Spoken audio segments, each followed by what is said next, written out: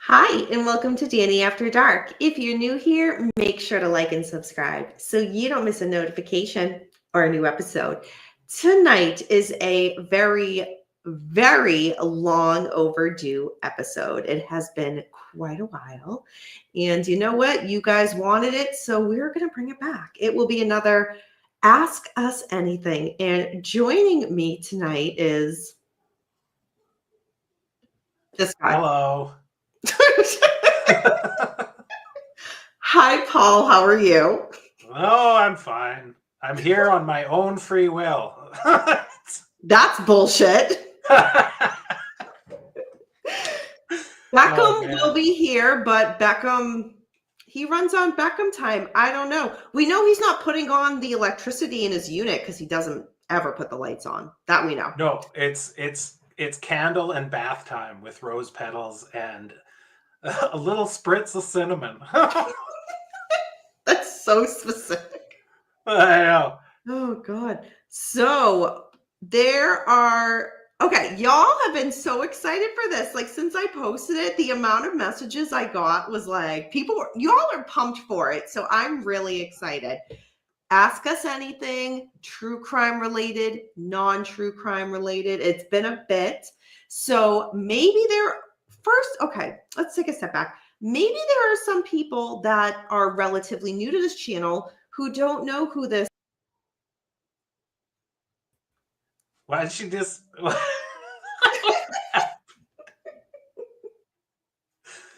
And here I am. Paul live from his shrine. So Paul, we go back to being co-host with Beckham if he ever decides to show over on your channel, the Paulcast, the Manson Saga discussion panel.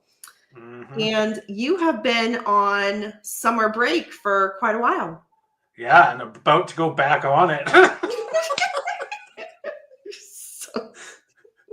Oh, man. So for those who aren't subscribed to both channels, one, do it. Two, I know I've already talked about it on the True Crime and Chill, but Paul, what's coming up for an interview that you have going on? I have the second part of my interview with Little Joe Torrenueva, who was one of Jay Sebring's apprentices and friends with him. He's been quoted in a book or a couple books and a magazine article. And I wanted to get a little bit more context to what was said in it. And I did. And let me tell you, these interviews I'm doing are like kicking a fucking hornet's nest. Little bit. But you know, what are you going to do? You just do your thing and then dip and go on summer break for a fucking year. So we will be doing a show on Wednesday night, right? I think so. Okay. Yeah, we'll post once we figure it out, but it will be similar to what we did for the Anthony interview. It will be kind of like part one, us kind of chatting about it, talking with you guys about it. Again, over on the Paulcast, if you're not subscribed, do that. And yeah, we'll talk about part one, Joe. I love Joe. He's like the sweetest guy. He was so nice and like really, really interesting. Super interesting. He's had a wild career. He played conga drum. I can't remember if he said it in the first one or the second one or just to me, like, you know, but like he played conga drums for Tito Puente. That was not in the first part. No. So it might be in the second part or it might have been after.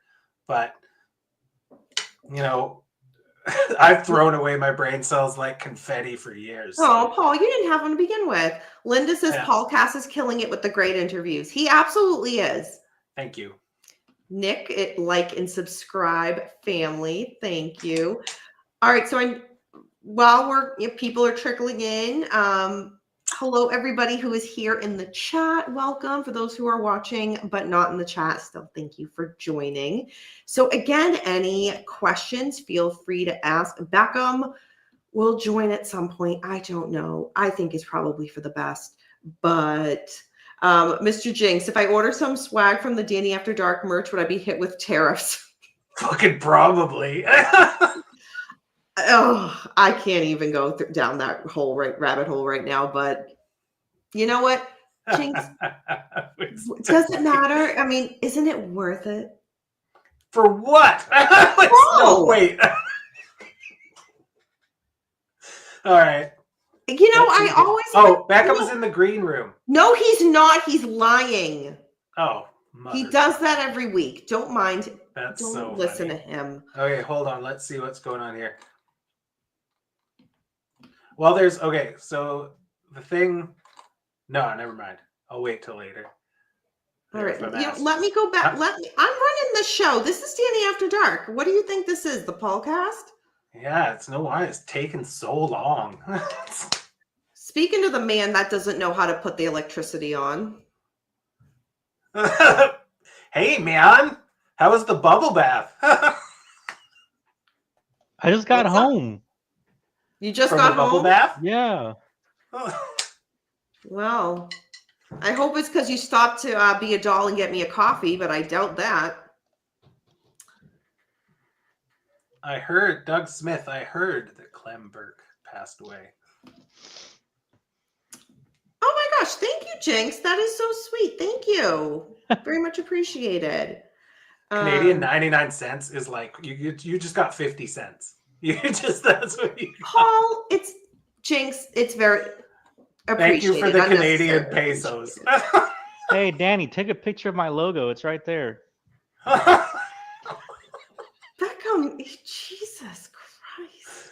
Oh, I don't know why I thought this was such a great idea, but like we're not even 10 minutes in and I'm really regretting this. The Blondie drummer.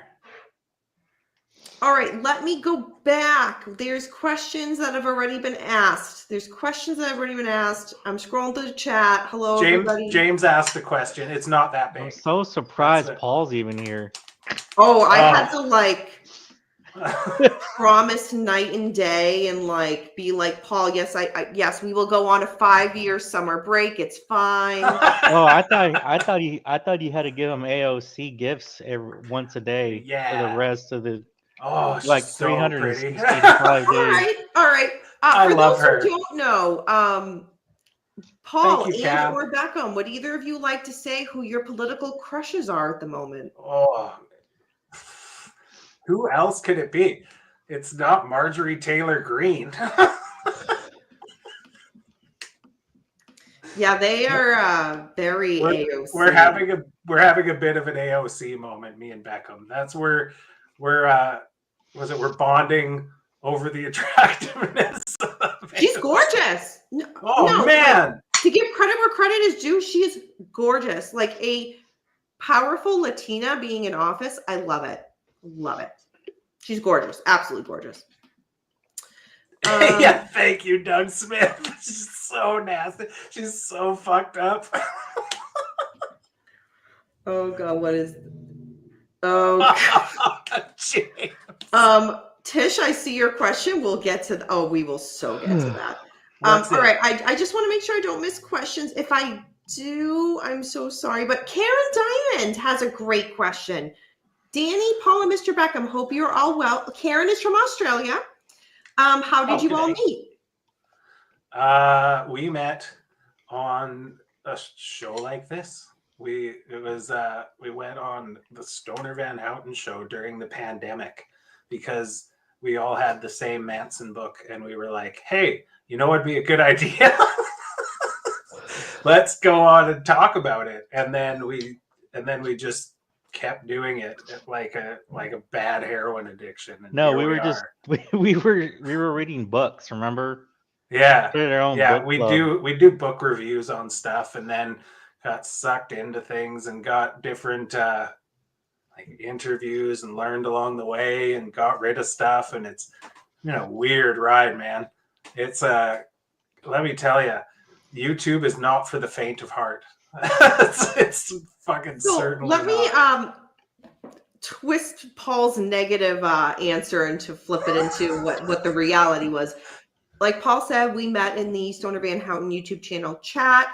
just kind of communicating just like we all are here in the chat. And we bought the same book at the same time, and we're messaging outside of YouTube and just kind of comparing and talking about it. And then we would start to like meet on platform StreamYard and kind of talk about each chapter as we were reading it. And along the lines, I think it was Paul that was like, why don't we create something that we kind of wish was that we had when we were looking at the case? And at the time it was more so because there's so many different theories on the Manson case, and it's, but there's really not a place where everything gets looked at one place. And we're not we weren't friends with Manson. We didn't know. I mean, I'm very young, so didn't know Manson, we don't have any ties to it. So we don't have any stake in the game. Right. So yeah, it was just kind of that. And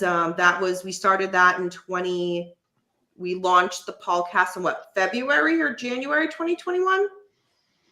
I can't even remember.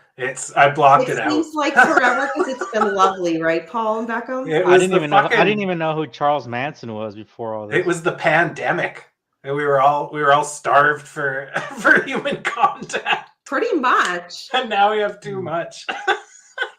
So that was we covered just the Manson, and that's over on the Paulcast.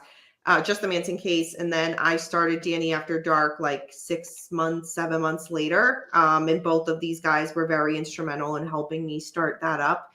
And yeah, being on YouTube is, it's like Paul said, it's not for the faint of heart. It's of all the things I thought would happen on YouTube, seeing people argue about whether Marjorie Taylor Greene is hot or not was definitely not one. Oh God, Paul. But so Danny, you started off as Danny in the light, then Danny After in the dark, and then you're back in Danny in the light. Danny midday. Yes, there was a Danny midday for a while. You were doing like midday shows. Some of the questions I got from people who couldn't be here. I have a list. We'll get to that. Danny midday. But I have to Danny say, in the afternoon. As much as YouTube has there's a lot of positives, there's a lot of negatives to it. Not getting into that, but one of the great positives is meeting Paul and Beckham. As much as I give them absolute hell, that is totally deserved. They're legit like the big brothers I've never had growing up. So they're just amazing. And Auntie Mimi has adopted both of them. It's the sweetest thing ever. And who would it? Beckham and Shelly finding love on YouTube. Who would it Wild. Mm-hmm. We've all met each other. Yeah. I lost a lot of color in my hair on account. Yeah, we were both. Yeah, we've all. Yeah, Beckham and Shelly came to visit me, which was awesome. I've gone out to visit Biddleford, and while I was there, figured I should probably say hi to Paul. So, yeah, it's been great. All right, so Campbell Elasticity. Hey Zach. Oh my, thank you for that. Thank you for that donation. Totally unnecessary, but thank you. Nick has a question. What would be your last meal if you were on death row? A bullet. No. You're already going there. I don't know. Good question, Nick. I don't know, man. I really love a good. I don't know. It would be a toss up between eggs Benny and what's it called again? Yorkshire and roast beef, because if you're going, you might as well fucking take something with you like a cow. I don't know. Interesting. Back on. Oh, go ahead. Sorry, Paul. I didn't mean to cut you off.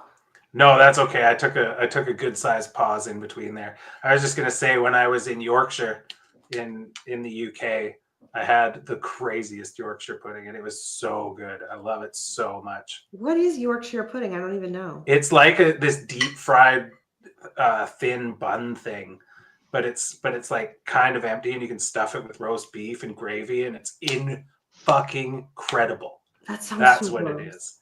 Dude, it's so good. Yeah, see, Linda knows. She's not uncultured like you. All right, Beckham, what about you? What would you eat? Oh, man, I don't know. A cheeseburger and a malt. Where from? Cheeseburger from where? Whataburger. Did you just say Waterburger? Yeah, Whataburger. Oh, It's a Jesus. famous chain down here. Oh, what a burger. Yeah, Whataburger. The way it sounds like you're saying water, like a No, drink. Whataburger. Whataburger. Oh, I don't even know. I don't know. Maybe a big old chicken fried steak with like mashed potatoes and mac and cheese, something like that. Oh yeah, Linda, please do. And With I a will try cheesecake. drumming. Sorry.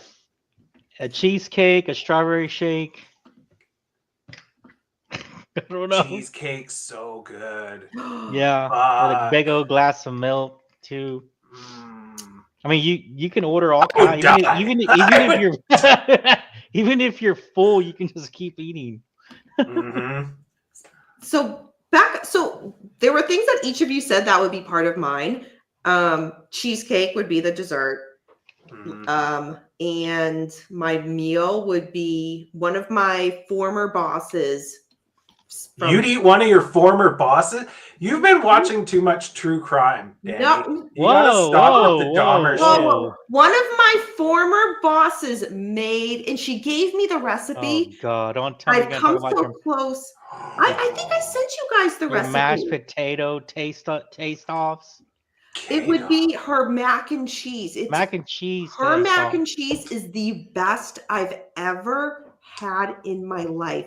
One year for my birthday, when we're still friends to this day, which is amazing. Love her, love her, love her. She we were in the middle of the workday and she like all of a sudden called me. He's like, hey, meet me outside. I'm like, what the hell's going on? She the night before stayed up and made me a huge tub of her mac and cheese. I was like, I just didn't want to give it to like in front of other people because I knew you didn't want to share it. That thing lasted me for like days. Oh, best ever. Did you share it with anybody at all? Hell no. Did you take it to work or something? I did not share. I brought it home and I'm like, nope, this is mine. Only Danny mine. would be like a mixture of a prison inmate and like a bulldog eating that stuff. She'd just be sitting there like, if anybody came here. So it would be mac and cheese and cheesecake. Like the stuff that like you would have heartburn for like a week. I would just do it at that point. Well, congratulations, you guys. I'm fucking hungry now, and I have to go. So I will see you all later. It's been a great Ask Me Anything. Now we're making you hungry for real? No. All right. No, Tish for the win. Mm-hmm. Did someone say Vegas stories? No. Paul, go for Ask me almost anything. Beckham, do you want to give a little? Dude, I just went to Vegas. Like since I've known you, I've gone to Vegas 3 different occasions. Oh, I know, and I know your stories. It's not for me to say. Would you like to give people just normal, just normal times? One of them was a bachelor party, so that type of kind of thing. Other time was a fight. I think that it went the UFC fight, and I think there was 2 UFC fights that I went in the bachelor party. People don't care about that. You know what the people want, Beckham. You know the rules. Yeah, I've never been to Vegas, so I have no comment. You haven't? Never been? No, I've been to the UK a couple times. I've been to Hawaii. I've been to different places. Now I do have a cool club story though. All right, let's have it. We'll take it. Okay, well, I mean, it's not, so it was during the bachelor party. Okay, so, but like 6 months before, me and like 2 of my friends, core friends, not the guy that got married, just 2 other friends, we went like just for the Memorial Day weekend, right? It was just basically a pool by the pool weekend, just hanging out. And they had met a guy from Los Angeles at the craps table, younger guy, like in his mid-20s, fun and everything like that, right? And then the next day we saw him at like this was crazy. So the next day we had a reservation at the pool, we had a cabana and everything like that, right? Well, his cabana happened to be next to us. Like that was the craziest thing. So we partied at the pool. 6 months later, like he's like, if you guys ever need anything, like call me. I'll come down if you guys come back and we'll hit it. We'll do it again or something, right? So So anyway, like I so don't think 6 so. months later, my buddy, you know, we're doing the bachelor party, and one of my buddies in the circle goes, "Hey, let me get a hold of that guy." So sure enough, that dude says, "Hey, what are y'all doing? Hey, we're going to a club." You know, he's like, "All right." He gave a contact number. He's like, "Hey, call this number. They'll hook you up. I'm driving there now. I'll be there later." I was like, "All right." So long story short, we get to the club. You know, they hook us up. But like, what was crazy is, this is a power move. This is one of the most power moves I've ever seen. So my buddy like threw some major cash down, right, for a different spot based on this contact. And legit, there was a 20 people table, like the best table in the club. And for like us, like six, they legit moved the entire table to another separate table, and we got that spot. So they moved Sick. 20 people for like six guys. And then that dude ends up showing up later too, like 2 hours later from LA. So it was pretty cool, man. It was a pretty awesome night. It's just fun how you meet people and that's what we do whenever we go. We just meet people and like it just comes back around. So that That's was the that cool was a pretty thing. cool moment, man. Because if it, you know, initially we met that guy, he hooked it up, and then like my one of my really good off buddies put some major cash on that table, and they moved an entire party for six or seven people. So that was pretty Money talks, especially in Vegas. That's So awesome. we had a fun night. I saw a question that's exciting that I'm excited to talk about. Oh, sorry. Yeah, it's so dark in there, Beckham. I can What's turn it going on. I have the game on the other TV. So Oh, gotcha. No, you never Which have game? lights on. there's the basketball national championship. Eric says again, asking for a drum solo, Paul. I'll play drums. Fuck yeah. What? No, really? You can give us like a little like 20 You don't second, have like a 30 like a second 30-second. something. Well, I could just do a couple things on if you want me All right, to. let me Yeah, I go don't give a for it. Let me shit. go turn on my candle. Okay, I'm gonna turn this off for a sec while I turn on all my stuff. So All Danielle, keep Danielle, it. do This something. is gonna be so silly. Danny, plug your show. While they are doing that, oh God, Eric, I hope I don't regret that. If you are not subscribed to Danny After Dark, please feel free to do so. Make sure to follow me. And I have all the descriptions on below on Instagram. I'm constantly on the Danny After Dark Instagram account. The TikTok one, not so much. I should be on it more, but not so much. The Facebook group, there's the Danny After Dark Book Club Facebook group as well.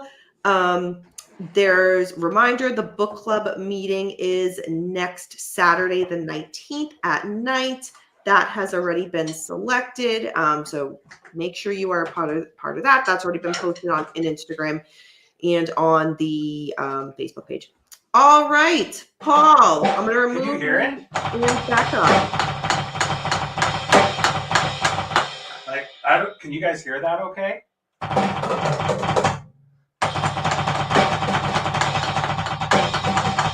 Ah, crap.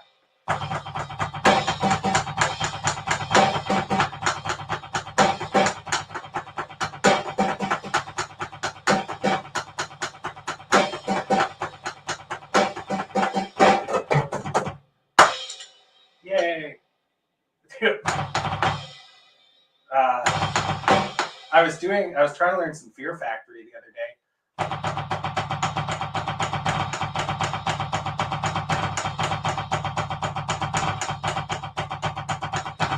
Ah, crap.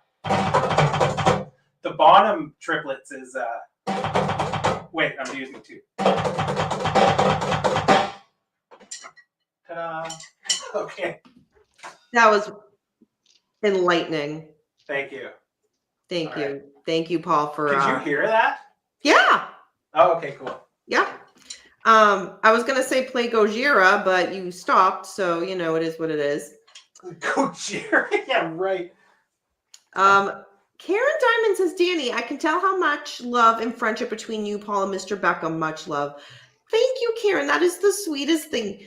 Like, oh, That is so sweet, but behind the scenes, it's like the funniest. Like I describe it as like brother sister bickering at each. It's like another level, but it's one of those I will make fun of them and give them hell, but if anybody else does, not okay. Hey, thanks, Corey and everybody. That was fun. I was just gonna keep going, and so I was like, I gotta shut this off because I'll just get sucked into doing it. No, that was great. That was great. I mean, you have those guitars on your wall. They're great props, so people think you are into music when you're really not. So, you know. Yeah. All right. Oh, Sam Smith. Sam Smith, you are nothing but a troublemaker, but nonetheless, it's a question. I'm fine with that question. I think that I think it's a multi-part sort of thing. I think that for why the scenes looked the way they did, it was the copycat thing. It happened like the day after Bobby was booked, and then both of them happened. All three of the scenes had pig in some form or another on the walls. All of it was kicked off by the crow burn, which had whether Manson or all of them thought that the Black Panthers were coming. There was the paw print put up on the Gary Hinman wall to try and deflect to that. And then once Bobby was busted, they tried to make the scenes look like that. Why they picked the places, there's different theories on that. Who can say for sure? The different participants had different motives, like Cliff Crawford said, for sure. I think that like Helter Skelter isn't nothing. I think it was their belief system. I think a lot of them really bought into it. I think that it was, for some of them, it was just like, well, the world's ending anyway. And I mean, the way that they had gone out to the desert with like military phones and buggies with guns on them and stuff like that, it felt very Waco, even though there was no gunfight in the end. But as far as why they picked the places they did, I don't know, man. Like, it could be any number of things. But yeah, so I don't know. Is that good enough, or do you want more? No, that's more fair. blabbing? Beckham, did you want to answer that at all, or? CIA did it all. Oh, look at that. And the CIA just cut his connection. Oh my God. Yeah. I don't know, man. It was just a bunch of criminals running around. It was just, it's tough because there's things that make sense for each one. But no matter what you say, somebody's going to be like, fuck you, buddy. but hey, I don't care what anybody says. I call them a criminal syndicate. The family early on, they were organized to a point of being one. They were carrying out whatever. They had a list of the leader down to whoever did whatever. They were literally being watched for months, maybe a year, by law enforcement. That takes a lot of effort. That takes a lot of money. That takes a lot of like pushing the envelope, with all kinds of things, right? So if they weren't anything to be worried about, there wouldn't have been budgets passed by specialized undercover units to be following them and that kind of thing. So they were of matter. But as far as like what the different crimes that happened, only the ones that were there know. I think it evolved too. Like the group itself and who was there and what they were doing evolved from like, more. Well, and the thing too is like you could, I don't know. It's tough because were they a cult? Yeah. Were they a crime syndicate? Yeah. Was Manson a musician? Yeah. Yeah. Like and that's the thing about the thing on Netflix, real quick. They talked really about the music stuff. That's what I got out of it more than than anything else, was that they did talk about the music angle to me more than anything. Sure. Well, and Manson was supposed to travel to Right. Florida with the Beach Boys too. Like that, I Yeah. just saw a travel thing for Florida as well. Like he wasn't not doing anything. So it's just crazy. There's just so many moving parts and so much weirdness and so many people just tweaking their story here and there, and then after the fact, people playing all sorts of stuff. Um, so the thing with Sebring, if we're bringing that up, is I have a hard time with him being a giant syndicate himself and not having like people selling for him all over the place and all this sort of stuff. But I think he may be middleman for some people, sure. And then if you want to call him a dealer, I guess. But I don't see his place being a big front.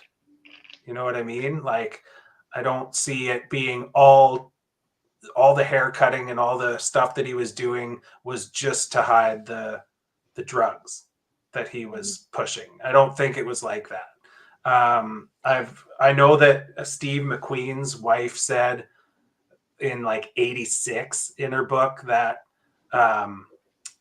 that Jay would show up with a bag of coke, and to me it could be two things. It could just be like, because him and what's his name, him and McQueen were really good buddies, and they could have just been doing blow together. Or can we get stuff? And I know that people have all these different people saying different things after the fact. I was reading the FBI file. You have people saying like Sharon was in debt for like $50,000 worth of heroin, which isn't true. And you had like Steve McQueen's book says that he was with Jay at El Coyote, but that didn't come out till way after. And yeah, facilitating the stars for sure. Now, there wasn't there like something written? I've read it before. That's about the Sam rolling, Smith. That's what I was talking about. Sorry, go ahead.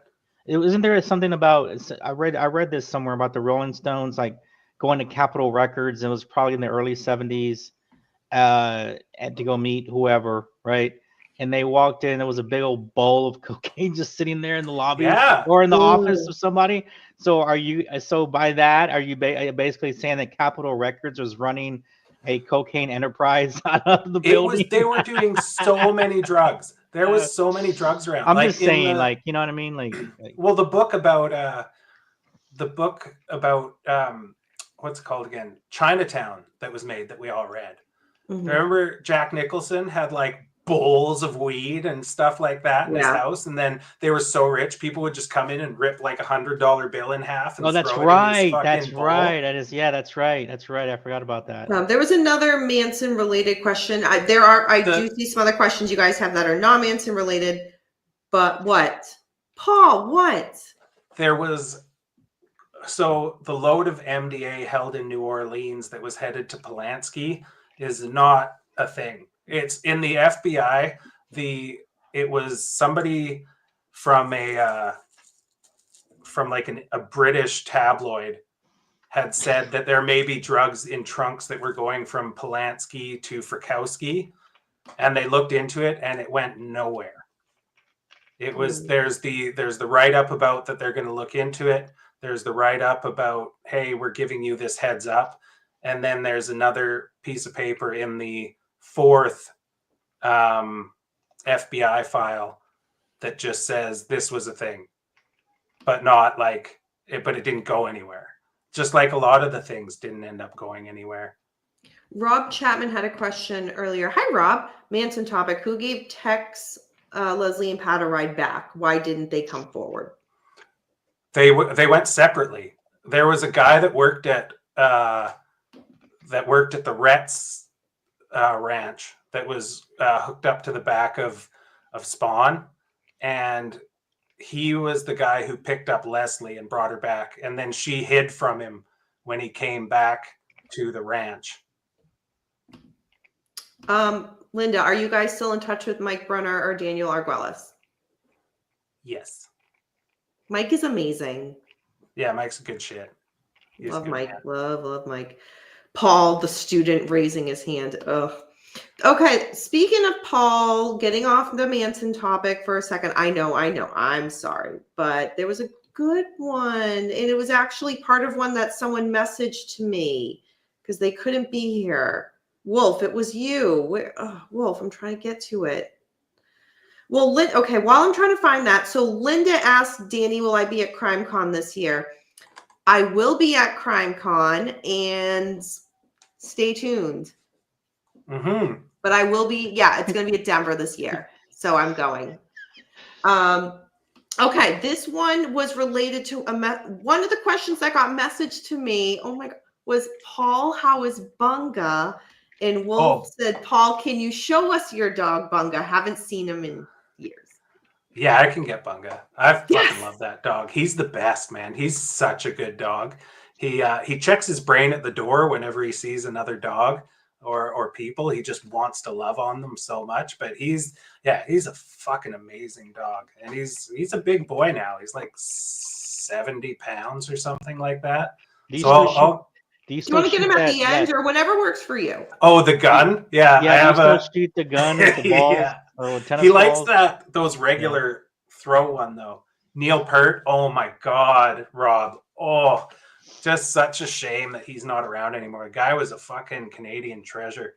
He was so good as a puppy.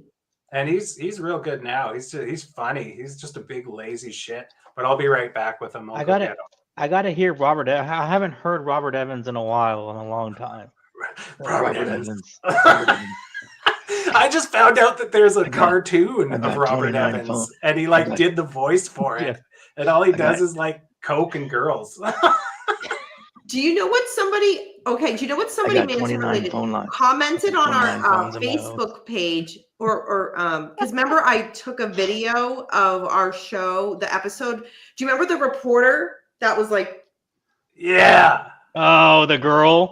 Someone commented on it, so it came back into my news feed. And I was oh, that's my favorite moment on the show with the two of you. That's the weirdest thing. That was so. Dude, that guy knew his job before he knew what his job was. That was like those little shorts that come up where it's I understood the assignment. Yeah, there you go. Yes, that's You know that. I hadn't seen that clip, so you guys saw me watch it, and I was like, "What the hell?" Even you said something. I think. Even you were like, "Wait a minute, this is not right." That's what you said. He was like, "You're like, fuck's sakes!" I was just laughing my bag off. Okay, I'll be right back.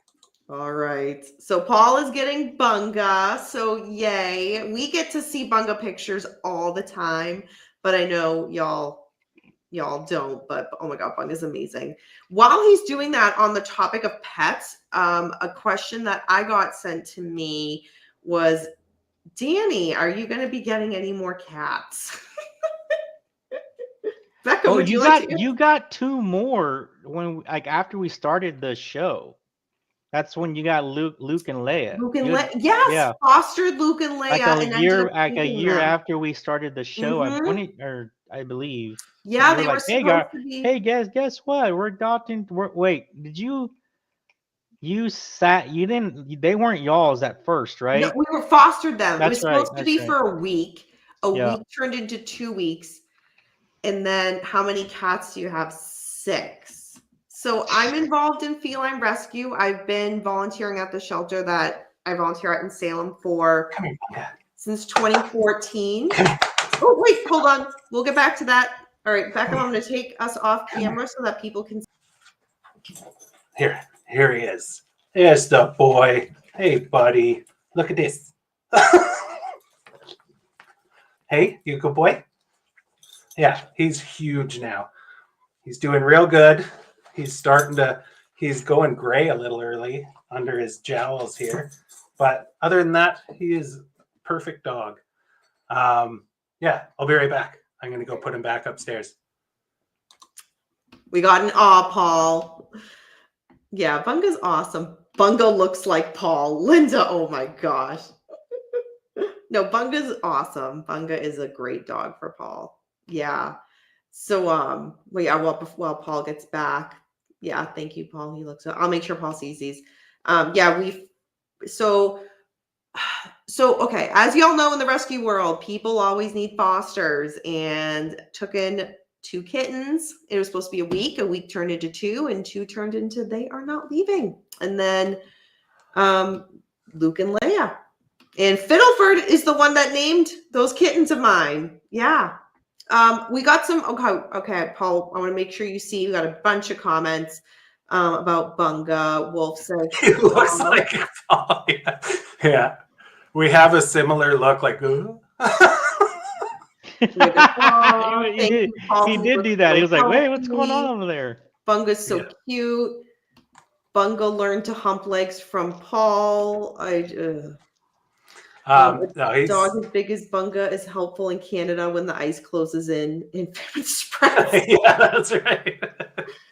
He's going gray from the stress of all those dog food tariffs. Russell, that's a good one. We buy Canadian. We're buying Canadian. God. Kat said my lab has the same gray, her chin and jawline. Yeah, he's 3 and he's getting some grays. I was like, hey, what the fuck, man? Fiddle is the father. That's a loaded question. Hey, Auntie Mimi. Today is a big day for Auntie Mimi, by the way. In Mimi's cancer journey. Mimi is Nick. kicking ass and doing amazingly. And yeah, today's a great day. So shout out to Auntie Mimi. Everybody give her love, which you already do every time she's here anyway. But yeah. Karen Diamond says, "Hi, Paul. Your dog is adorable." Thank you.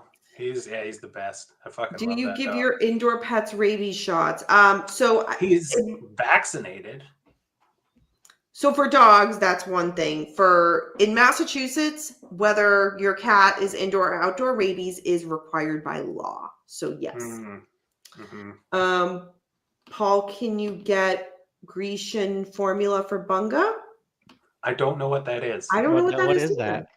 But he gets like his food has grains and fish and stuff in it. For like the grains are for his bones and joints, and the fish stuff is for his coat, and he's just spoiled as shit. It's just his beds are the couches. We'll come out. How old is Bunga now? Like 3. Yeah, Kat says so. She's 6, but started around 3 with the gray. Phil, no, I mentioned that you named my cats Luke and Leia, so I think that's what that comment was. I mean, he is. Mimi.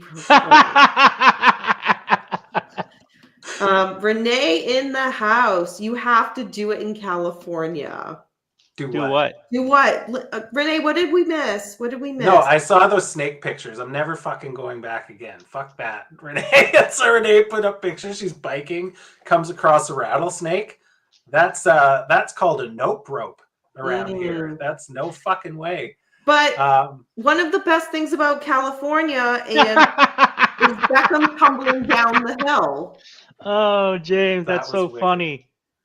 Someone called Fiddle Jane Fonda. That's funny. That's a good one. Yeah, Nick, the interview with the cats that ran into the door was with Nick Schreck a long time ago. That was so good. Scared the shit out of me. Well, because we'd heard. So what was happening was it was when a bunch of homeless camps were popping up around. And like this person that lived down near my in-laws, they were like in their backyard, and like this, like, you know, out of it homeless person like broke into the front of their house while they were in the backyard, and then ran out when he noticed them. So as soon as I heard bam, I was like, what the fuck is happening? I'm just expecting to go out there and see fucking meth mouth chewing on my doorknob or something like that. And it just turns out it was 2 cats fighting. There was just a bunch of fur everywhere. But to set the context, for those of you who didn't see it, you know, me and Paul in the middle of interviewing Nick Schreck, and Paul's just like, I gotta go.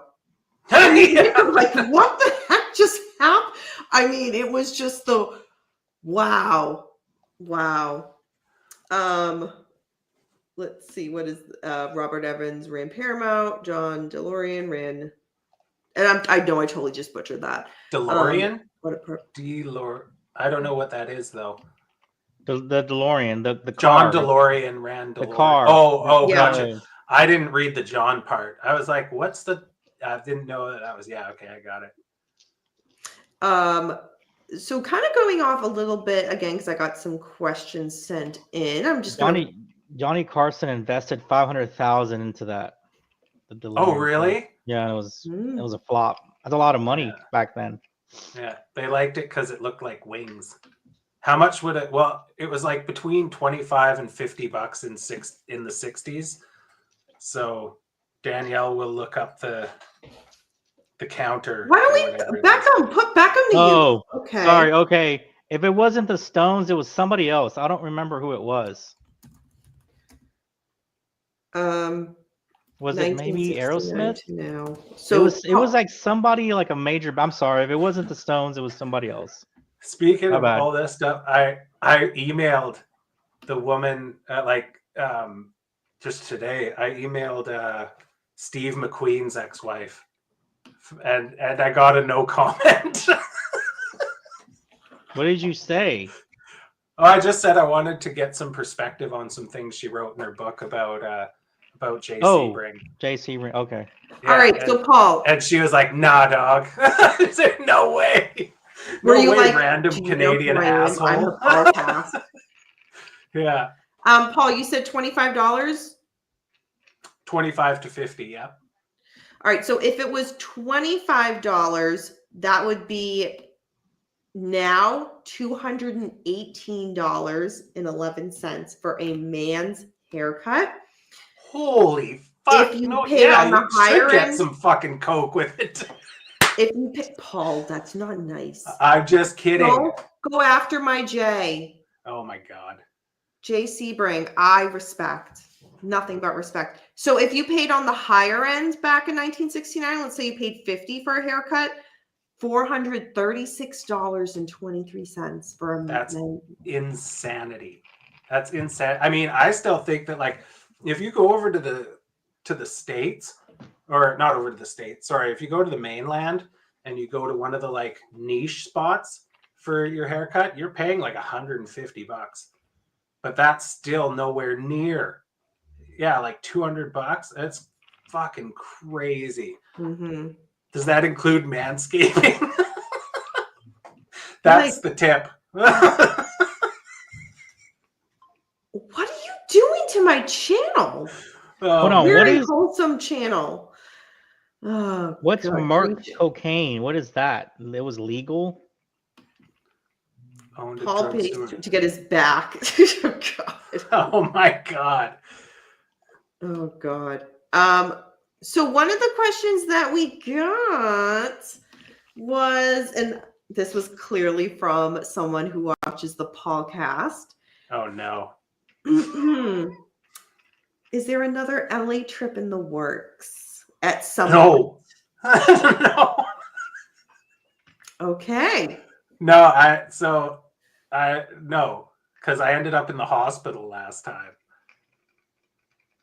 For those who weren't around or either following the podcast at that time when we went to our LA trip, yes, Paul got very sick and ended up in the hospital like the night before we flew out. It was like a couple weeks. I was super fucked up. Yeah. From that trip. Yeah, it was longer than that. We didn't do a show for like a month. I was so far. I lost like 20 pounds in a week. It was nuts. I think you got food poisoning. It wasn't. It was like something worse than that. It was like a bacterial. Yeah, something fucking insane. We thought it was food poisoning at first. But yeah, LA made me its bitch for sure. That's dude, James, well put for sure. Like I can't go now. Like, are you kidding? With my beard and stuff, and if I have a tan, I'll get fucking deported. I'm not doing that. Fuck that. Oh. Paul did not get roofied. No, that would have been great. Because it was not from El Coyote. El Coyote is the best fucking restaurant in LA. Leave it alone. Don't lick the man's Rob asks, have you followed the Cotton Club murders? I've looked into Yeah, them a with little bit, but Robert not Evans too much. connection. I know Yeah, Robert not Evans in was depth. involved. Hmm. Nick, it was El Coyote. It was There's- not. I know that. Hey, and I did when we were there. We went to El Coyote.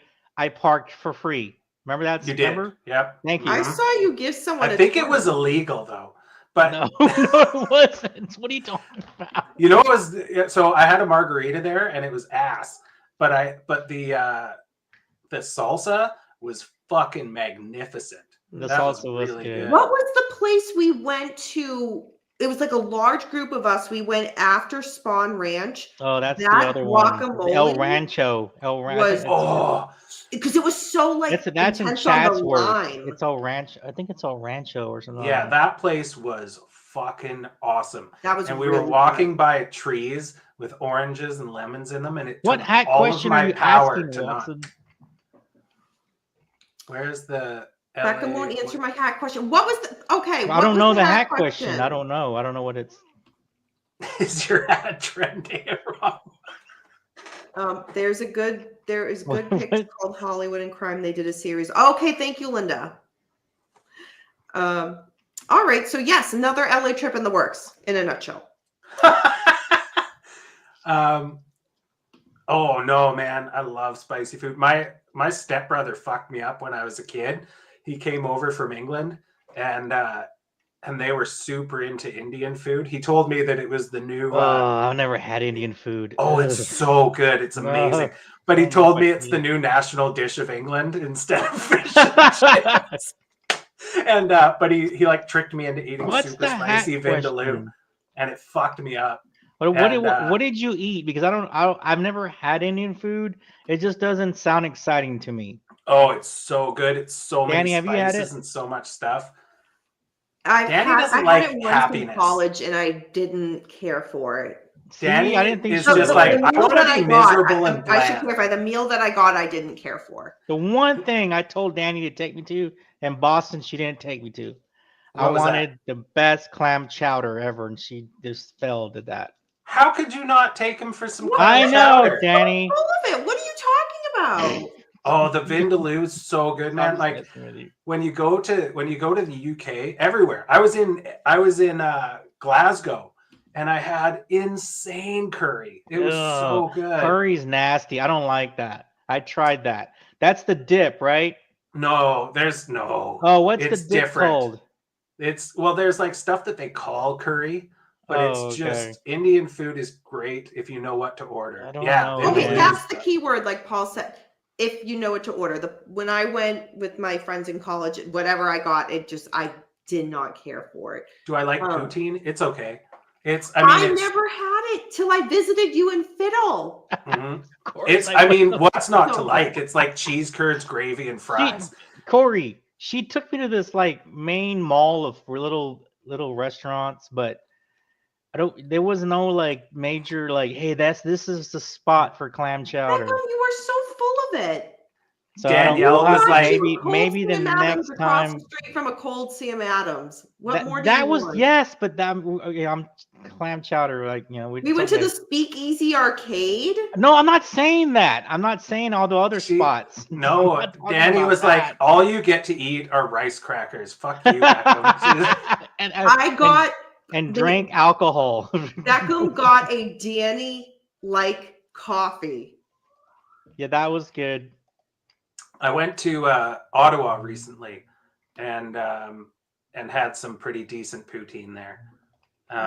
It's right, What and is it's that? right like What is you could. poutine? Poutine is fries, Poutine. cheese curds, and gravy.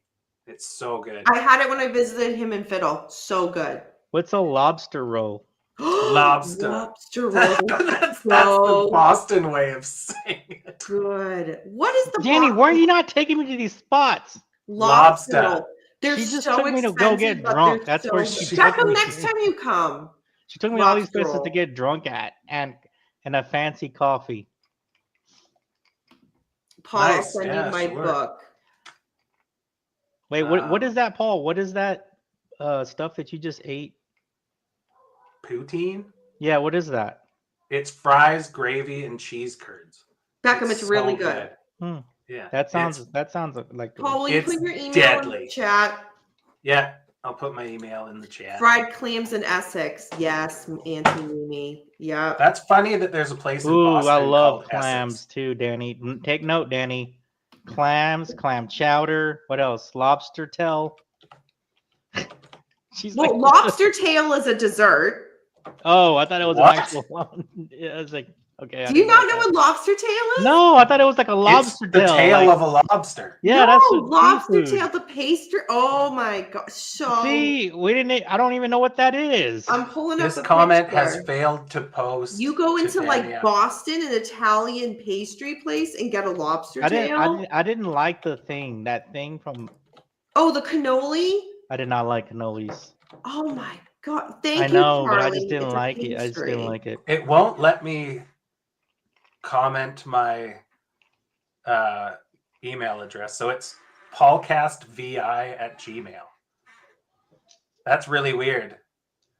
Danny just made it so you can't write Paulcast in the But in the I chat. did have a cold Samuel Adams across a cold Samuel Adams. That was kind of funny. Nice. All right, I'm pulling up a. All right, here's I a like good Tim picture. Hortons black coffee too. What's that? Like black coffee? Is that something? Is that a coffee or is that something else? Yeah, no, it's actually lobster tail. All right, here's a picture of a lobster tail. It's like filled with cream. Ooh, that Isn't might. that a butter on cannoli? top. That I know that looks like a cannoli, but No, it's not. lobster tails can be ginormous. I did not like a pastries. cannoli. Maybe I would like this thing. And some restaurants will like drizzle chocolate The on top. best and stuff. dessert I had in Boston were those little donut things at Dunkin' Donuts. Beckham never had Dunkin' Donuts munchkins in his life until he came to visit. Is That that was like the best Tidbits? dessert I had in Boston, actually. So that was, and actually we ate them right before we went Chris to Auntie James. Mimi's ghost mansion thing. So it was like Mhm. part of the deal. Chris James, I love that. Woodman's. Yeah, it's still there. Very good. Tim Hortons. Oh my gosh, Tim Hortons. What did I just say? You said Tim Tim Hortons. Hortons. Tim Hortons. Tim Hortons, yo. I just The had Ninja Paul tell Intruders. Liz the story. You don't of like when cannolis? You don't I like had Tim Hortons for cannolis? the first time. Danny, is it sauce or is it gravy? Is what? How did it? Never mind. Wait, yeah. Do you say spaghetti sauce or Do do you you say call it sauce gravy? or do you call it gravy in Boston? What? People call it gravy. Never mind. This chick, I tell you, Just tell her. I Paul. can't. She's just so white bread. She's just she's like Wonder Bread. Okay. Jeez, you guys are horrible. Munch Hey, eclairs. Charlie 1-6. At least I know the difference. What sauce? No, what? No, don't. No, gravy, Charlie the 1-6 difference. is Team Danny. Gravy and sauce are different. Yes. Yes. Yeah, but I've heard people call it gravy before. It's called gravy. Chiming in red sauce, spaghetti sauce, gravy. I totally missed this conversation. I don't know. All right. Let's get back to another question. Okay, this is a good one. Somebody asked, anonymously said, Shelly, why? And actually, that wasn't anonymous. It was Danny After Dark that wants to know. All right, moving on. But Shelly, no, for real, I'd really love an answer. Gravy. Yeah, see, Clay calls it meat sauce. That's such bullshit. Oh, my mom's calling. I'll have to call her back. Oh, Mama Paulcast. She thinks you're like part of another group. She thinks I'm part of the. She's like, say hello. Yeah, right. Like, hey, Mom, I'm on a true crime thing. Are you part of QAnon? I got to meet Mama Paulcast when I went to visit. Very sweet. How such a sweet woman has Paul as a son blows my mind. She says that too. She's like, how did you? What in the fuck? I was like, well. Look at Fiddle. God damn it, Paul. You answer that phone. I know. Fuck. I know I should call her back. Did I pronounce it like that? Tim Hortons. Yeah, he went full Boston. Oh, I'll have to go back and listen.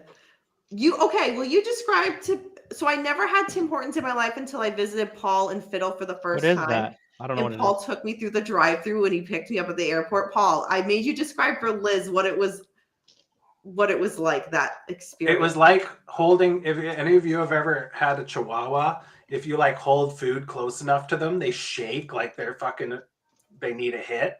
And that's exactly what Danielle was like in the thing there. I think I said to the guy in the drive-through window, I'm like, this is my first time at a Tim Hortons. He was like, okay. Yeah, he was like sitting there. He's like, I hate my job. He was like, cool. Like, but I made it known. I was so excited.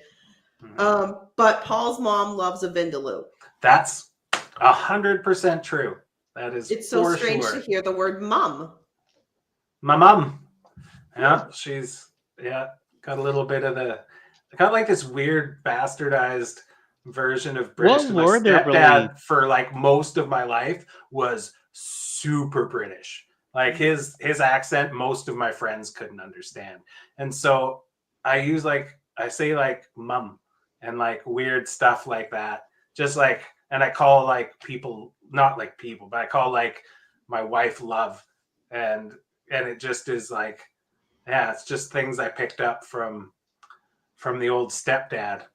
Is that and like losing my shit. That's the two things I picked up from. You know what? That is the best transition. Speaking of Paul losing his shit, somebody asked about, or said, when they mentioned I was doing this, said that they really miss Paul's morning shows. Oh man, yeah, those were something. I'm not going to say that I've always been the most together person. I'm not going to say that I'm the most together person now. Danny had to do what did you have to do in the morning? Damage control. Yeah. I get the Paulcast has gone live notification at 7 o'clock, 7:15 a.m. my time, which means it was 4:15 a.m. Paul's time. And I would just instantly message him and be like, sign off, don't do it. Yeah, just lose my mind. Charlie 16, yeah. Mum, mummy, mama, mum, mummy. It took, Fiddle says it took like 6 years to understand your stepdad. It was like, yeah, I was trying to listen to Braille is what it was like. It's Paul, so can you tell us hard. what a QAnon to be a member meant or means? What it means? Member? Well, I got to have a cool Jew laser that changed the weather. So, and weren't we waiting for one of the Kennedys to come back from the dead to lead us or something? That's right. Like that? That's right. Junior. It was Junior. Oh, Nick, Junior, yeah. Compliment. Paul played sweet music in the AM. I did, yeah. I played rad music. It was you would good. take for song requests. I would, except for Fleetwood Mac. I would never take it. I would never. That's how me and Beckham and Paul's friendship solidified. That one show over Fleetwood Mac. That was so funny. The morning shows were awesome. Paul before coffee is nothing but impotent rage. I just said impotent rage. Impotent.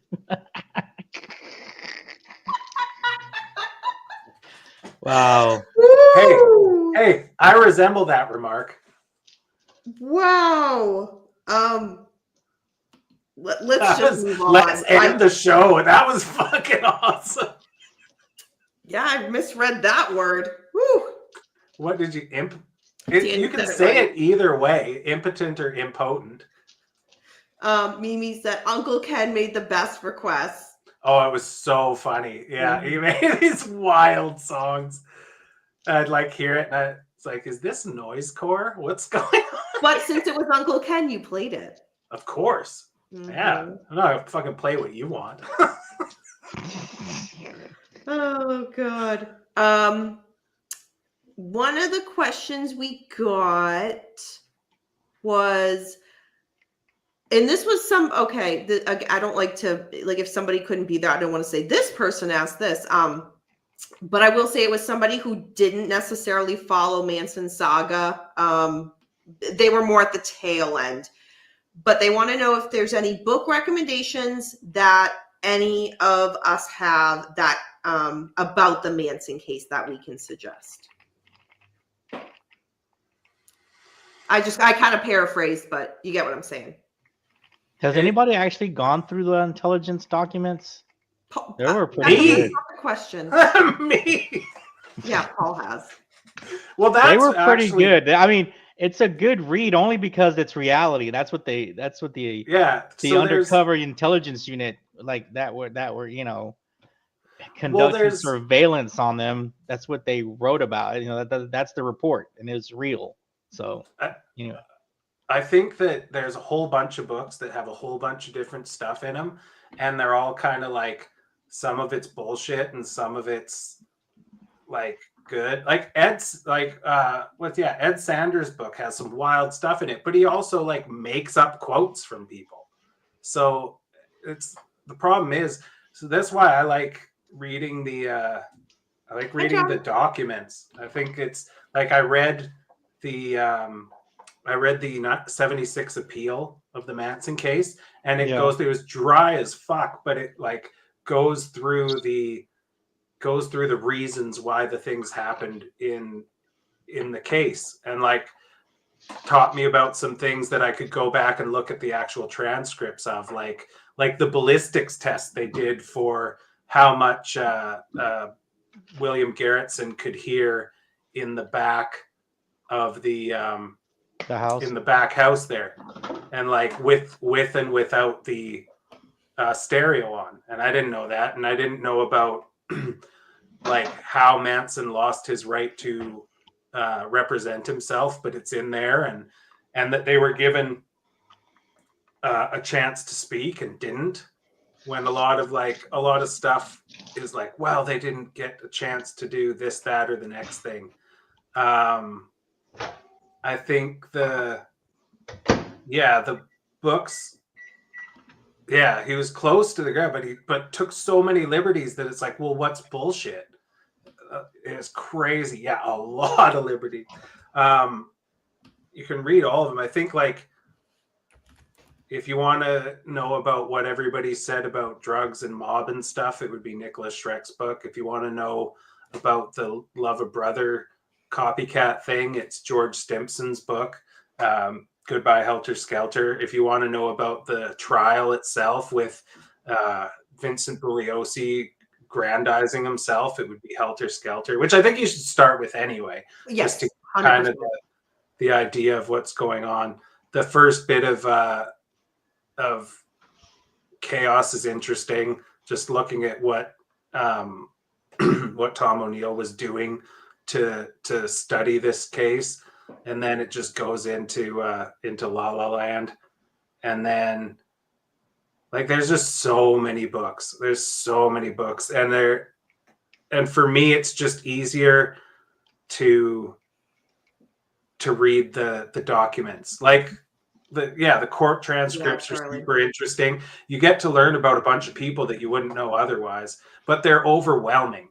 Like the thing is, reading the books gives you a bit of an idea of what's going on, but then once you read the transcripts after, and like all the files on the Mendocino arrest, where the girls got busted for doing acid with younger people, younger guys.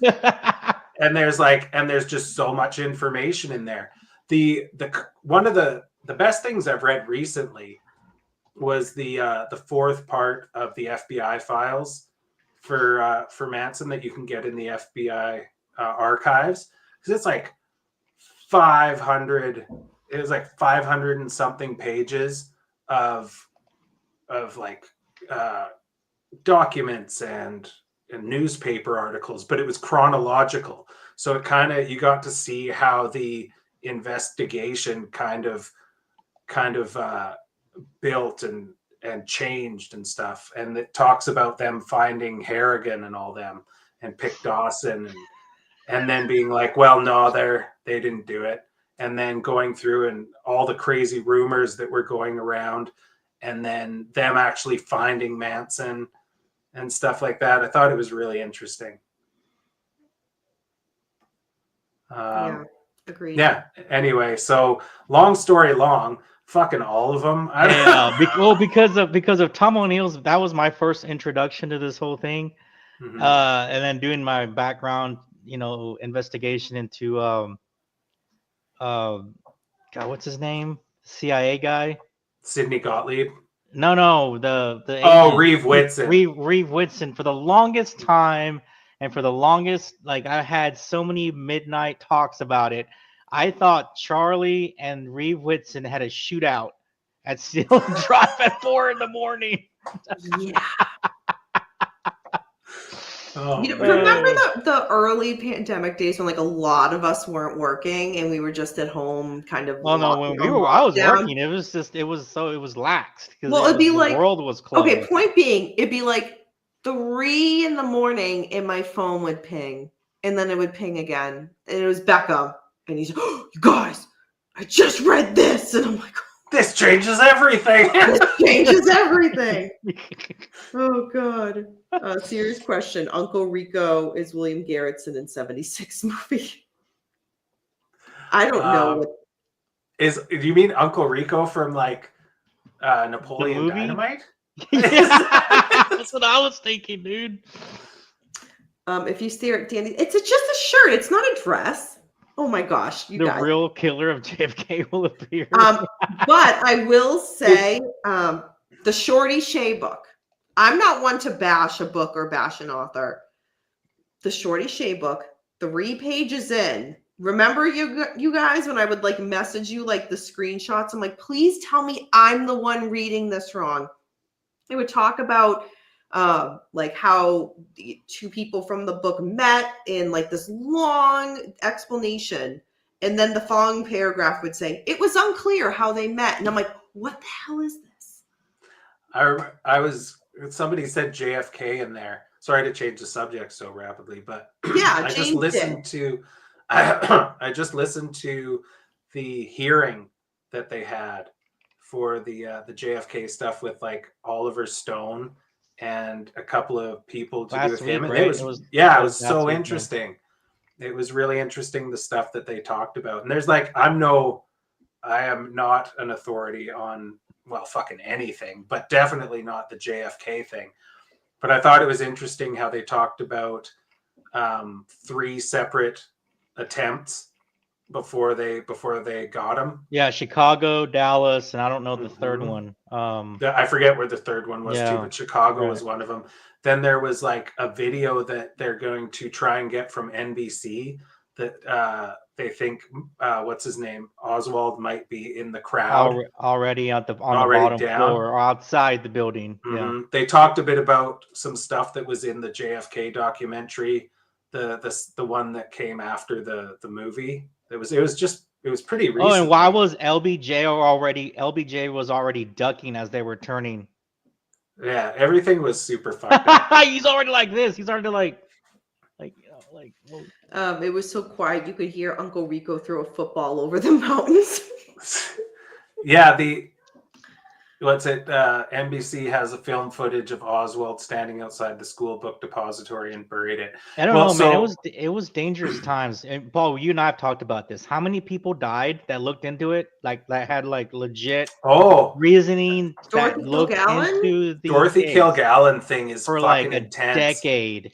Like 20 people died, like just like suicide, or their brakes went out in their car and they went off the road, or just crazy deaths, right? Yeah, Dorothy Kilgallen, when she was dead, right after her body was found, the FBI came in and cleaned out all of her files. Yeah, and like it's just people are like, how come nobody came forward? And hello, 20 people, like 20 something people in a decade died, like it's the thing is like, and they were looking into Oswald. That's another thing I learned too, is how much they were looking into Oswald they already beforehand. They were looking into, and people that he met that in like Mexico or something, he was supposed to have like only gone down there and not met anybody, and then he actually met 2 people, and like I've mentioned this name before, James Angleton. He was the counterintelligence guy for the CIA since the beginning. He learned from MI6 or MI5 or 7, whoever back then. But if you watch pretty much like his exit interview after he was removed from the CIA or basically made to retire, fired, whatever you want to call it, it's a creepy interview. If you, it's not that long. It's maybe like a couple, like 3 or 4 minutes or something like that, if that. But if you watch it, you get a sense of like where his mind was, or his mind still is, and he didn't want to leave, even though he was like already retirement age. He still wanted to do the job, you know. Let's see. I have 4 other questions. No, we already addressed that one. CIA was doing all this crazy shit, and now they just put it out on Signal. God. We've gotten this. I think we get asked this question every single time we do an Ask Me Anything. What is it? Would any of what you, the fuck is the matter with you? would any of you write a book on true crime or the Manson case? No. Yes, but fiction. Yeah, no, I don't. Not have true. I don't. I mean, I don't know. It's, to me, it's still you're gonna run, and you don't know all the information, no matter how much research you're doing. That at some point it's almost fictional. No, You can't prove a lot of it. I couldn't do it, man. I wouldn't feel right about it. That's why I took I meant like if you change the names and it's a fictional story. Oh yeah. No, like but fiction. I don't have the what's the word I'm looking for? I wouldn't be able to stick to it. There's no way. Paul would be trying to write the book and he'd be, oh, squirrel. Yeah, for sure. It would take forever. And the thing too is there's so many people who know so many things and have such a better idea of how to put it. I like kicked around the idea of writing like a decent sized paper about it, but there's so many things like, yeah, I was fucking doing those 2 interviews was like kicking a hornet's nest. Yeah, but like if you start writing out a book or something, people be like, "Fuck you." But if you start writing something and you're like talking about truths and stuff, and then you run into like the next potential aspect to whatever you just wrote about, and you don't have any concrete like backing to it, it becomes it becomes what you make up out of it, right? So then it becomes almost like whole lot of whataboutisms. You transition. You might not mean to transition into that phase, but you basically start transitioning into fiction. But then it's also like in regards to whether it's the Manson case or just a true crime case, my thought is like, I have nothing to add. Like, what would we add? There's nothing to like. No. Do you guys think Leslie will ever do a podcast? No way. She's out. Not a chance. She's gone. She got out. Yeah. She's gonna stay low. Yeah, no. Which is no way. Yeah. It's a good idea. What's your take on Nick Shrek? What do you mean?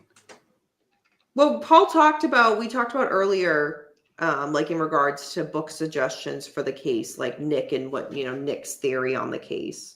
He's very into the mob and all that sort of stuff, and Sebring was a dealer and all this stuff, and I don't know. It doesn't. Some of it's like it meets somewhere in the middle for me. Like there would be people that he would bring drugs to if they asked, but I just don't see him doing all the legwork if he was some sort of big shot drug dealer.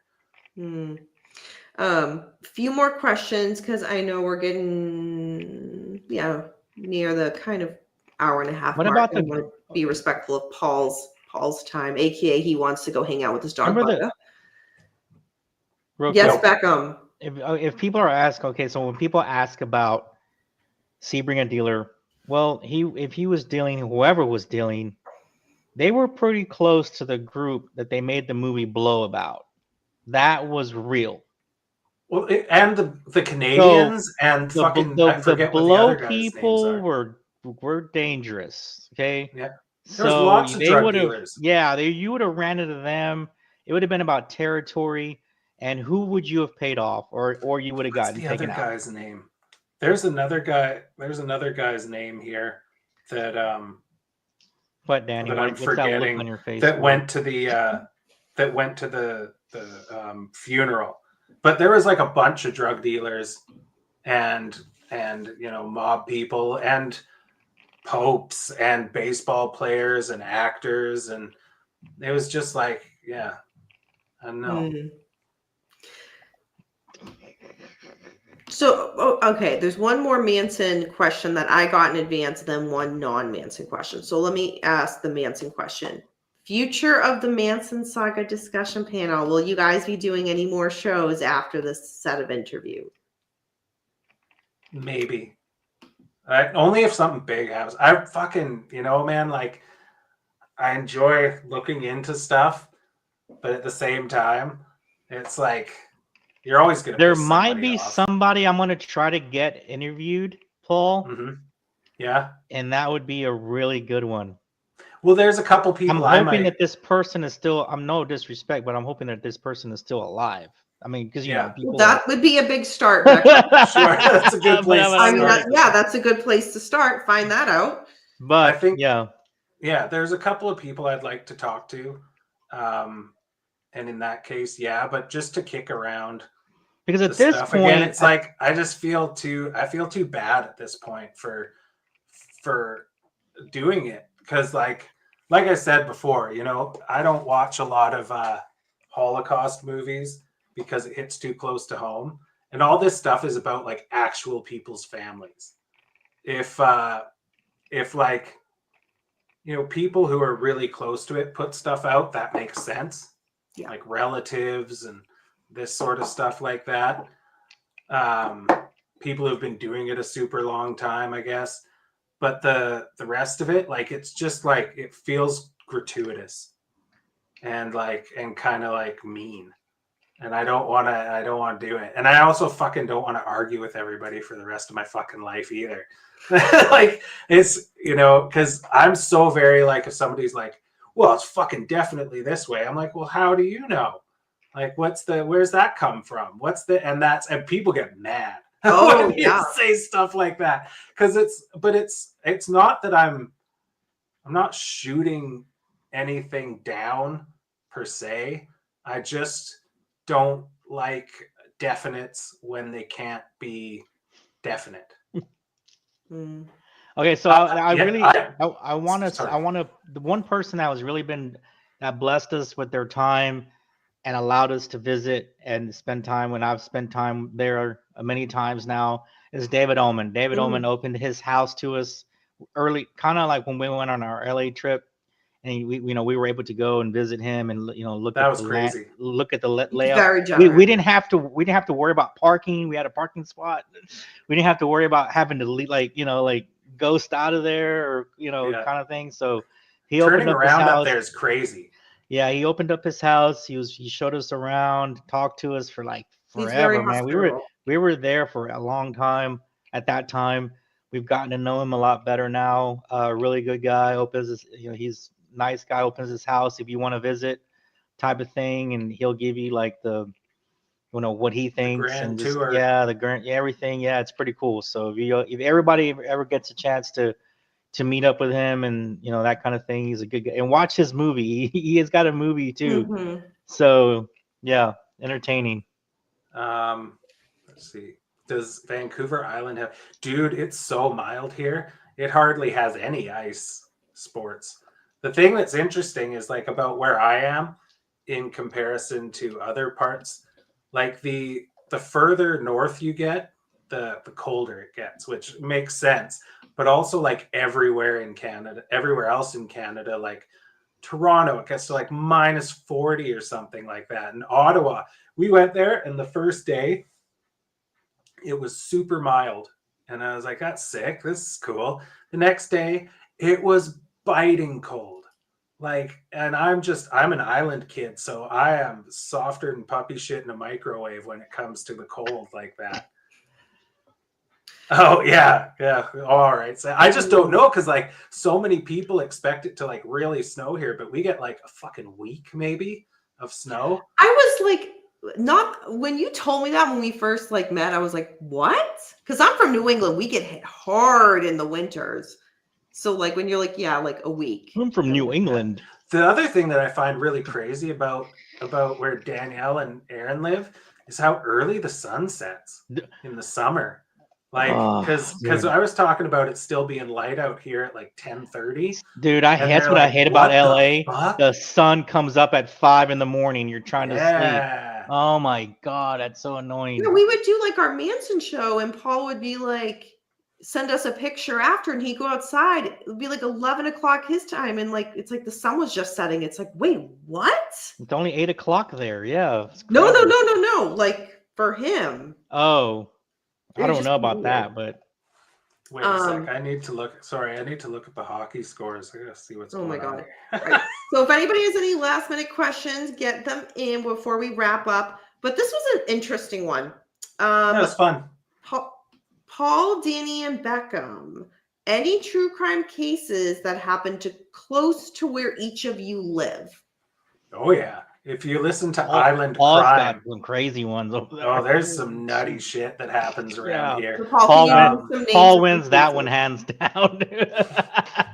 Paul, you Yeah. have Willie Picton. Yeah, we have Willie Picton over here. That was crazy. The Whiskey Creek murders were intense. So I lived in Whiskey Creek, and there was a gravel pit at the top of the hill, and people started living like in the bushes around there, and there was these people living there, and at some point they all ended up getting shot and burnt in their cars, or their car and their trailer, and it had to be a drug thing, and the cops, I'm sure, know more than they've put out, and people that live around there are like, yeah, we know what the deal is, but nobody's gonna fucking talk about it. There's no way. That was really intense. There's a really good podcast on it called Island Crime. I think it's just called Whiskey Creek, or the Whiskey Creek murders. That was a really good one. But yeah, this place can be a bit intense at times, like the further out in the sticks you go. And there's like places in between Duncan and Victoria where people just fucking go missing. And like there's so much bush and so much ocean and stuff, like it's really easy to disappear here. Like mush? Or Well, just like thick woods, Mm. lots of animals, and like we're surrounded by ocean. Like it's just everything is there's lots of drugs around here. Paul, what's the one case that I wanted you to collab with me on, but you didn't? It was the one where you like he had like a trailer or something near you that you growing up. Oh, the kid killer. Yeah, I didn't want to do that. What the fuck's it? Clifford Olson. Clifford Olson. Clifford Olson's brother lived up the road from me. And as soon as my mom found out about that, I was a kid when that happened. As soon as my mom found out that Clifford Olson's brother was like in the slums up the road from me, she was fucking freaked right out. There's more on the mainland, yeah, where Doug is. That was where the Abbotsford killer was. All sorts of crazy stuff. Yeah. Beckham, what about you? Any just the notable massacre at the Alamo. Waco. I mean, I don't know. Have there been any like serial killer things happening in Texas? I think everybody has guns. I think there was, yeah, I don't know. It's not that. I just think there was a thing where missing women in the 70s and 80s, but that's so long ago. Every major city's got missing people that they never found. I mean, you can find crime anywhere, but nothing that's like right now. Karen Reed taking the news or anything like that. Or, yeah, nothing over the top like that. Nothing like that. Yeah. So y'all know with me, Karen Reed trial, Yeah. Brian Walsh, that will be starting up. But Boston Strangler, Yeah. which I do not believe it was Albert DeSalvo. I covered the case on my channel because that's what the narrative is. I don't believe it was Albert DeSalvo. The Boston bombing at the marathon. Oh, that's right. Yeah, he was very close to home. I forgot about that one. Holy that was intense. Everybody knew somebody impacted, and like I've said, without doxing my friend, I have a close friend from dance who went to school with Jahar, one of the brothers. So it's just very Very interesting. What else? Those are like the only ones I can think of offhand. But yeah, Boston, like, I mean, it has its like ties with like the mob and like Whitey Bulger and, you know, all that, depending on how far you want to go back. So, Oh, there was a woman here that just like got busted for killing and hacking up her boyfriend. yes, Paul, you sent us that. And Hmm. one of the things, when you sent us that link, one of the reasons that she said she attacked him was she thought he hurt her cat the night before. And I was Yeah. like, don't mess with cats. Let's see. James Watson, Karen Reed, Charlie 1-6. We had 3 serial killers using the same hunting grounds here. Oh, that law enforcement. Good law. Oh God. Girl I went to school with and came to my band's gigs just in the news. Doug, that's not. Astrid Dahl. I don't know. That name. I heard a new theory on Karen Reed. That's pretty interesting. Let's talk about that on the True Crime and Show. Let's talk about that there. Because Lord knows we will be updating Karen Reed. Cuba Ball, I think this is a good question to end with. Is a serial killer born or is he created? Paul? Both. Beckham? Okay. I think one has to happen with the other. I don't think there's, I mean, have there been any like serial killers that have had like great and well adjusted childhoods? I mean, I guess the closest would be Ted Bundy, but I don't really know much about his childhood other than he was adopted. So there could have been something all fucked up there that he just took with him. I don't know about, but like most of the other ones you hear are like abuse cases and like have some sort of, yeah, something fucked up happened. Dahmer's mom was really fucked up and like abandoned him, and like she took a lot of medication when she was pregnant with him too. Mm-hmm.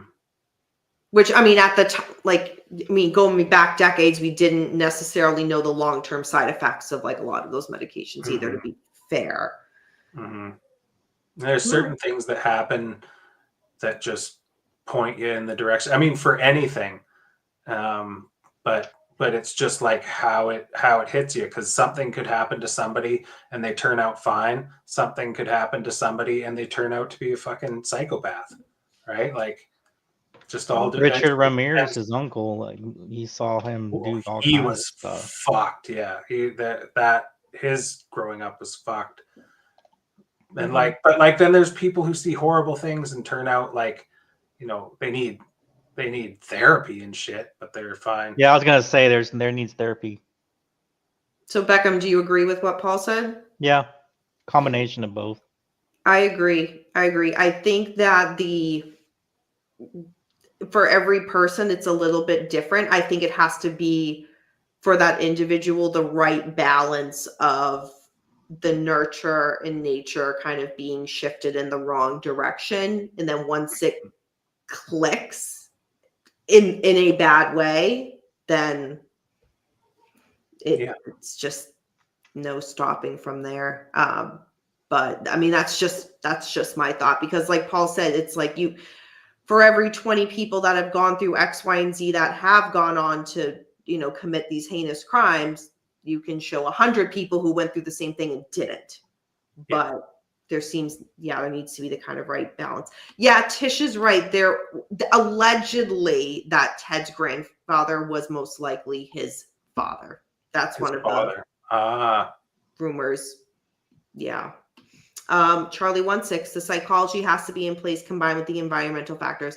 See, Charlie 1-6, I'm going to star that because you worded it so much more eloquently than the three of us. Yeah, did. I saw that earlier. I saw that. Yeah, basically. No, Beckham's like, yeah, I saw that. No, I agree. I mean, that's kind of, yeah, that's a good point.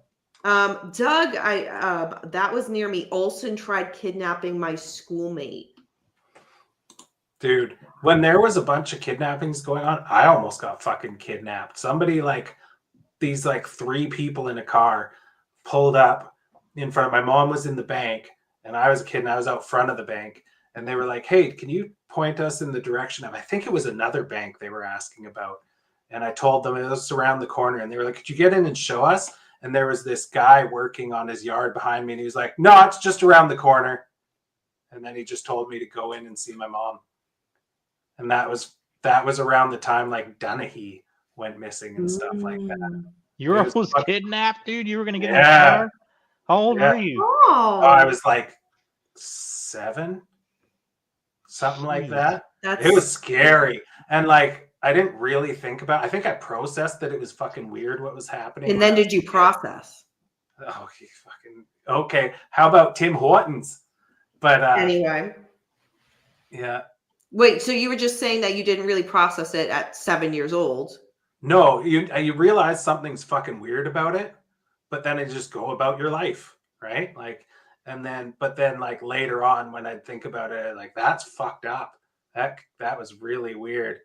For those Anyway. who aren't familiar, like the podcast that Paul mentioned earlier, which I'm subscribed to, Island Crime, Whiskey Creek Island Crime, so good, it's by Laura Palmer.